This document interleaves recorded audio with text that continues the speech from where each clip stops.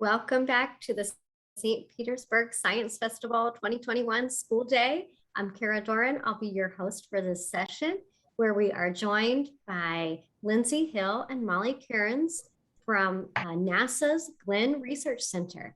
They're going to talk to us today about the Space Communications and Navigation Program, which is going to talk about the International Space Station and astronauts, and I'm really excited. Thank you for joining us. Yes, thanks, Kara. Good morning, everyone.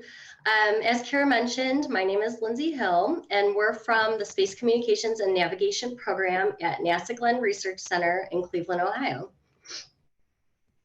And hi, everybody.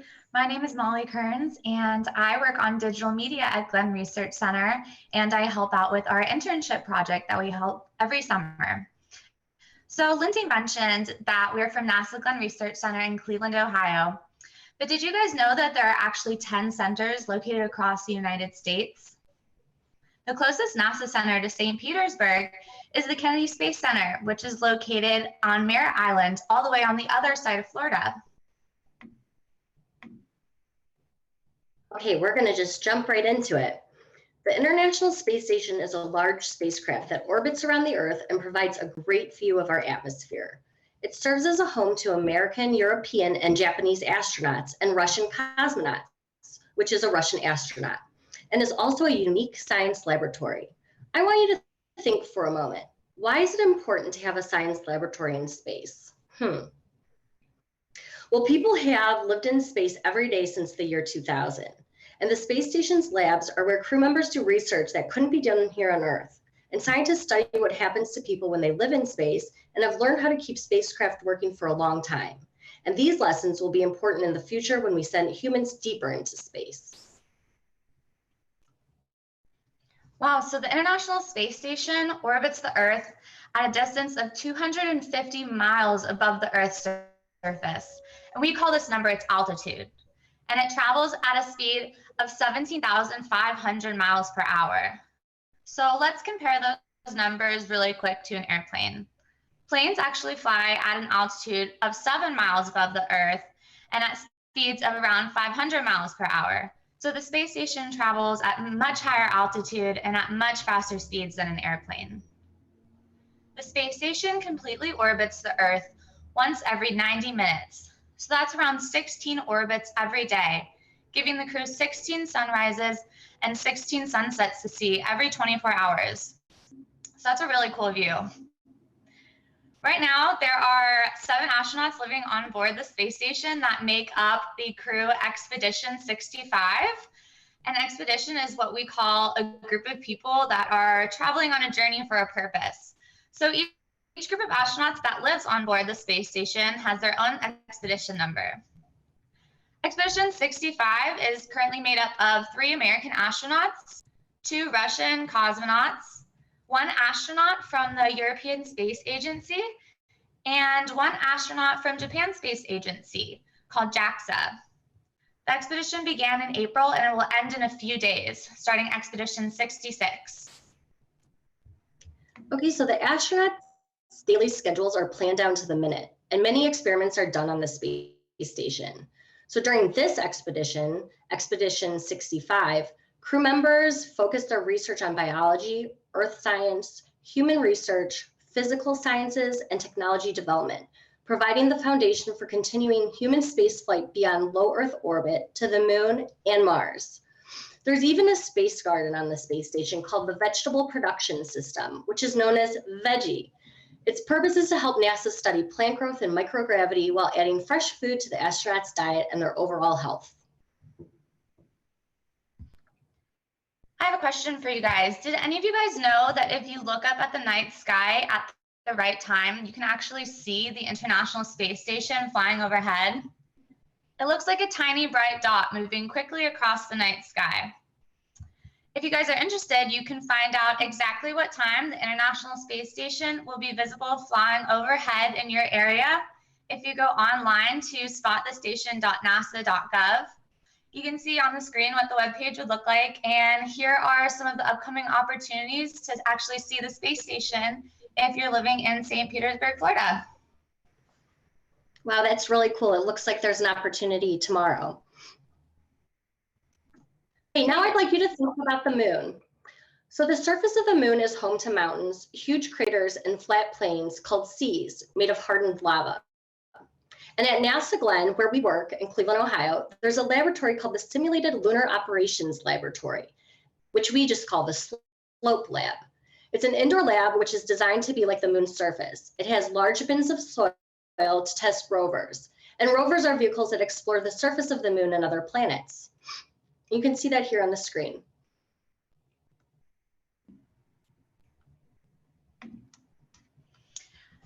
So we see, did you know that if you look up at we see different parts of the moon from Earth at different times of the month, depending on when you look up at the night sky. This is a result of the moon's orbit as the moon changes its position relative to the Earth and sun. So do you guys think that all of the astronauts that live on board the space station view the same moon phases that we see from down here on Earth? Or do you guys think that they would see them differently up there?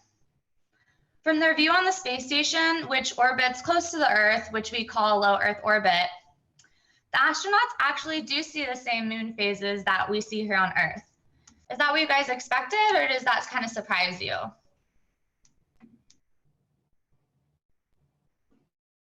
That's really cool. So on July 20th, 1969, Neil Armstrong became the first person to step foot on the moon during the Apollo 11 mission. The Apollo missions were an enormous challenge for NASA. Hundreds of thousands of people from across the country needed to work together on the different parts of this challenge. Wow, so that was in 1969, but right now we're planning on going back to the moon. And this time we're going back with the Artemis missions, where NASA is going to land the first woman and the first person of color on the moon using innovative technology to explore more of the moon's surface than we ever have before in the past. So to do this, we're going to be collaborating with our commercial and international partners, and we're going to establish a sustainable presence on and around the moon for the very first time. So that means that it's our goal both to visit the moon and to eventually stay there. So then we are going to use what we learn on and around the moon to take the next giant leap, which I'm sure lots of you guys is curious about, sending astronauts all the way to Mars one day.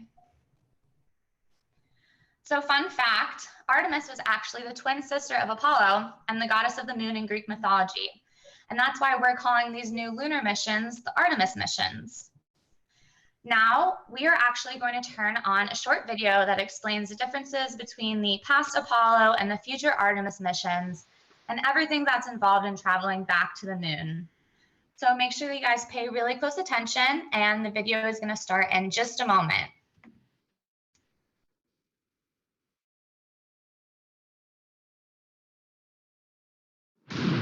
Between 1968 and 1972, America launched 9 human missions to the moon, 6 of which successfully touched down, allowing 12 men to walk on the lunar surface. NASA's next chapter of lunar exploration, called Artemis, has the task of not just going to the moon to create a long-term human presence on and around it, but also to prepare for ever more complex human missions to Mars. In short, everything we must be able to do here, we must first do here. So, what will an Artemis mission look like? Everything is designed and tested with our most important element in mind, the astronauts. This is their deep space, human-rated spacecraft called Orion, built in 3 parts. The crew module, where up to 4 astronauts will live and work throughout the flight. The service module, with life support systems for the crew and its own engine and fuel reserves. And a launch abort system, with engines capable of pulling the crew module to safety during launch should anything go wrong. To accomplish the task of launching our crew and heavy payloads, NASA is building the Space Launch System, comprising of a cargo hold, an exploration upper stage, a massive core stage, and 2 extended solid rocket boosters. Altogether, this is the world's most powerful rocket, and it exceeds the legendary Saturn V of the Apollo era in numerous ways. Sitting on the launch pad, the entire rocket, fully fueled, weighs just over 6 million pounds, 5.2 million of which is just the fuel. Once ignited, there is no stopping what comes next. All 4 RS-25 engines and the 2 solid rocket boosters come to life, thundering our crew upward. starts. 2 minutes after ignition, the solid rocket boosters are spent and released. 8 minutes after launch, the core stage is depleted and separated. The upper stage fires briefly, placing Orion into a parking orbit around the Earth. Here, the crew reconfigure the spacecraft and check systems to confirm everything is ready for deep space travel. With a go from mission control, the crew reignite the exploration upper stage engines to leave Earth entirely. The exact timing of this maneuver is critical to reach a speed that can escape Earth's gravitational pull, but also put Orion on a course that will intersect the Moon days later. Once this burn is complete, the upper stage of the SLS is jettisoned and the crew aboard Orion coast for several days toward all that awaits them at the Moon. Approaching the Moon, we see the fundamental differences between Artemis and Apollo. Instead of requiring Orion to serve as an expendable lunar command module or to carry a constrained lunar lander, the Artemis missions will take advantage of a different approach, pre-staging. Everything needed for lunar missions will be positioned in advance by commercial and international partners. This includes rovers, science experiments, and human-rated systems on the surface. But it also includes a dedicated lunar station in orbit around the Moon called Gateway. Here at this station, we can pre-stage a robust lunar lander and establish a strong communications relay. Designed with open standards, the Gateway can be expanded as new missions and partnerships develop, allowing multiple human missions on the Moon at the same time and enabling ongoing science to be conducted even between human missions. The Gateway is also capable of adjusting its orbit to allow access to every part of the Moon, something the Apollo missions could not do. But the real key in this approach is placing Gateway in a unique halo orbit to perfect the maneuvers needed for Mars missions. And with the growing list of commercial and international opportunities, Gateway is the ideal hub between Earth and all that lies beyond. Returning to our crew as they approach Gateway, the Orion must match the elliptical orbit of the station in order to successfully dock. Once on board, pre-selected crew members transfer to the lunar lander, while those assigned to Gateway remain on station. The lunar lander system itself is built for 3 unique steps: descending from the halo orbit of Gateway down to a low lunar orbit, descending from low lunar orbit to the surface, and once the lunar mission is complete, launching from the surface of the Moon and ascending all the way back to the orbiting Gateway.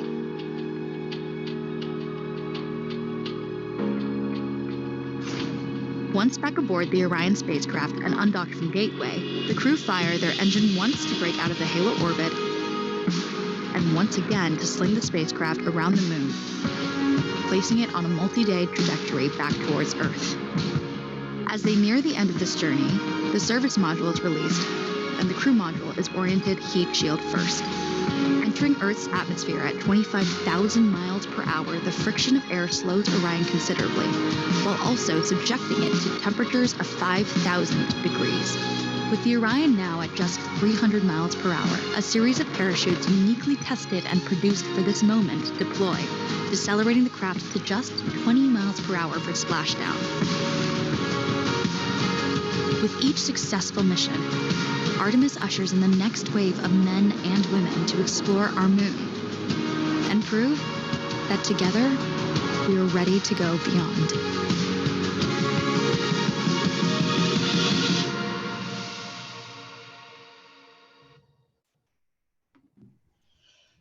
Wow, that was a great video. So we're gonna pull up a few more slides for you guys real quick. Awesome. All right, I love that video. So returning to the Moon with the Artemis mission will help us explore space further than we have before, and maybe in the future send astronauts to Mars. So right now I want you to look at the surface of Earth and the surface of Mars. Let's compare and contrast them. Do you see that there's channels and valleys on Mars? Well, these landforms could be the result of water having once flowed across the planet's surface. And these look like Earth-like features and could have formed the same way over time. So something really exciting happened earlier this year. You guys might have heard about. A new rover named Perseverance landed on Mars. A 7th grader actually won NASA's Name the Rover essay concert, and that's how our rover got its name, Perseverance. The Perseverance rover launched from Earth on July 30th and didn't land on Mars until February 18th, 2021. That's a 6-month-long journey. Launch opportunities occur only every 26 months or about every 2 years. So that means that back in July, the position of Earth and Mars was just right. If Perseverance didn't launch then to Mars, the mission would have had to wait until September of 2022 to try to launch again. Wow, that's incredible. So while we travel back to the moon and deeper into space to places like Mars, we need to communicate with astronauts and spacecrafts. Communicating is giving, receiving, and sharing of information. This is hard to do in space. So good thing NASA knows how to get space data back to Earth. Space communication relies on two things, a transmitter and a receiver. A transmitter encodes a message onto electromagnetic waves. The electromagnetic waves are waves that carry energy, and these waves flow through space towards the receiver. The receiver then collects the electromagnetic waves and decodes the sender's message. Lots of you guys deal with radio communications every day.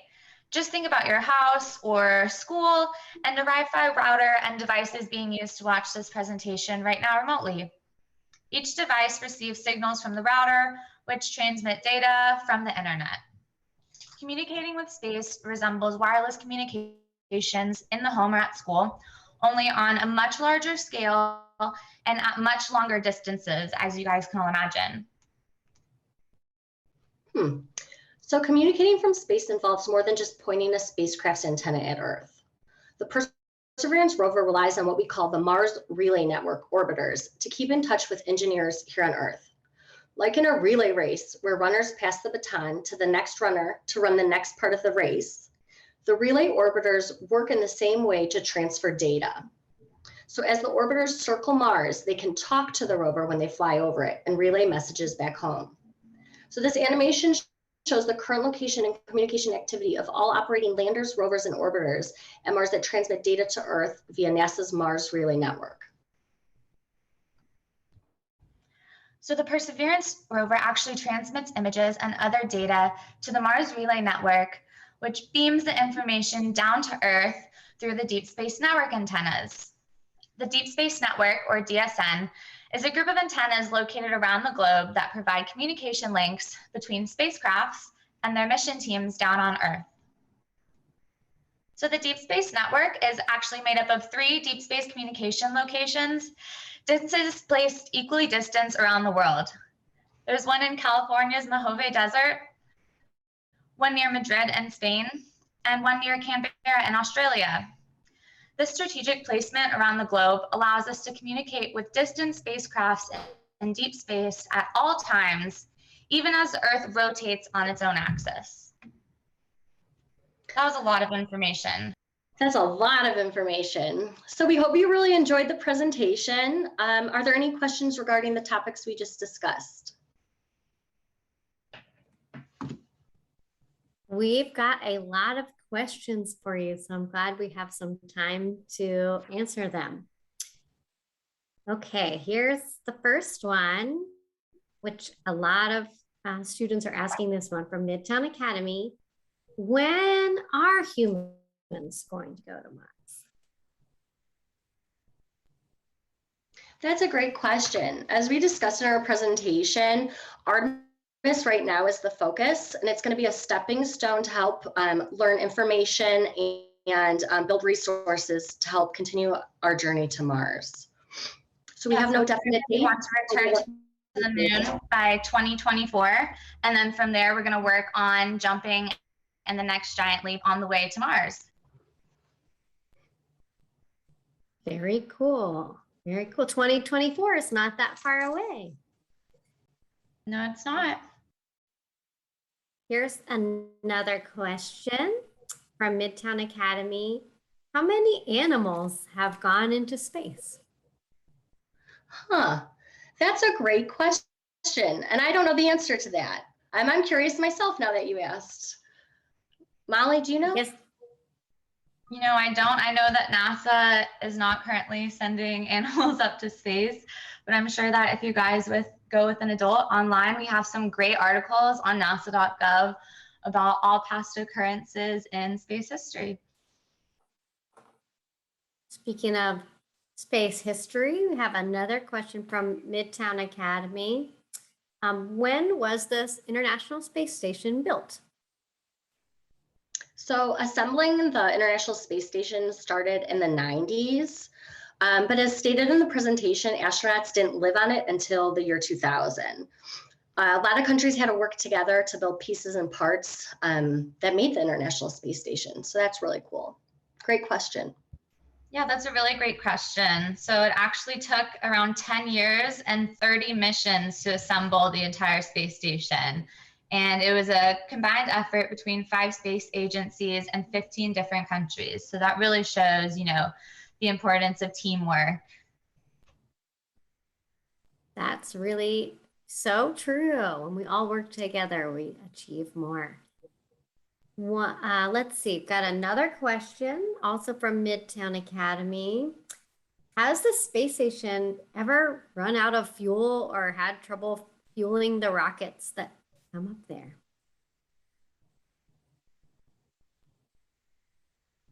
Also a great question. As far as my time at NASA, it has never ran out of fuel. They have many missions to bring supplies back, which you can actually watch them launch on TV. Yeah, we have to send fuel from Earth all the way up to the International Space Station because once they're up there, there aren't any gas stations to refuel. So that's something that our mathematicians work into every mission is how much fuel we can carry in our rockets to make it all the way up to where they need to go. And Molly, I don't know if you wanted to share some information, but if anybody is interested in working at NASA in the future, we have a really great internship program, and Molly helps coordinate that. Yeah, you guys have really great questions. I guess really quickly, we can just talk about that and then see if anybody has any other questions, maybe, or any other schools. We'd love to chat with you guys as long as we have. But basically, every year, NASA has internship programs for high school students and college students. All across the country, as we mentioned, there are 10 different centers. So if you guys are interested one day and you want to work for NASA, a really great way to start is to apply to be a NASA intern. Us specifically, we have the Space Communications and Navigation internship, and that's where I was an intern back in school. And I'm sure all of the NASA centers have great internship programs, including the one in Florida. So if you guys are ever interested and want to learn more, you guys can start a career at NASA as early as high school, and we hope to all see you guys doing that one day. Thank you for sharing that, because there was a question about going to, Space Academy. So maybe we have some future NASA astronauts out there today.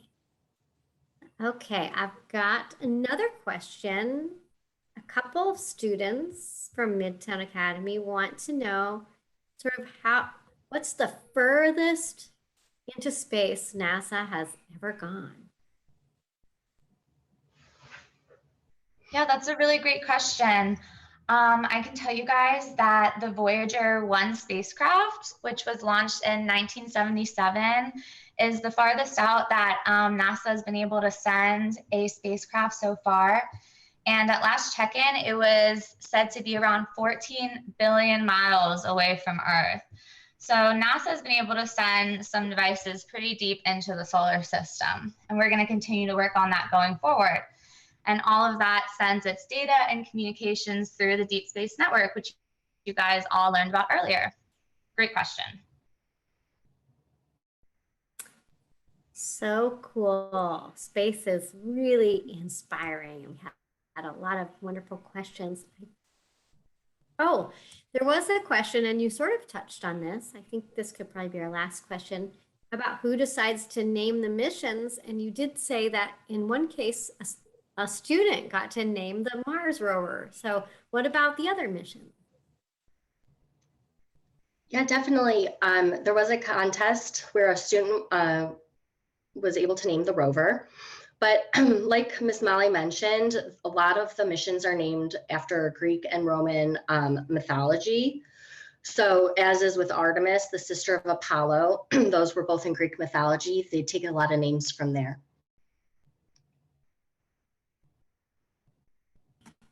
And maybe if one of the students out there goes to work for NASA someday, maybe you'll get to help name something. That would be cool. Yeah, there have been other NASA missions in the past that were helped named by students in similar competitions. And I wouldn't be surprised if NASA had another one in the future. So you guys should definitely make sure to keep an eye out. The Martian helicopter that also recently flew on Mars was named by a high school student. And that was the Ingenuity helicopter. So you guys can definitely keep invested, and maybe one day you'll name a NASA mission. Very cool. Well, thank you so much, Lindsay and Molly, for joining us today from NASA Glenn Research Center. We really enjoyed having you. And thank you, everybody, for your great questions. And Thanks, guys. we'll be back soon with our next speaker. Thanks so much, guys.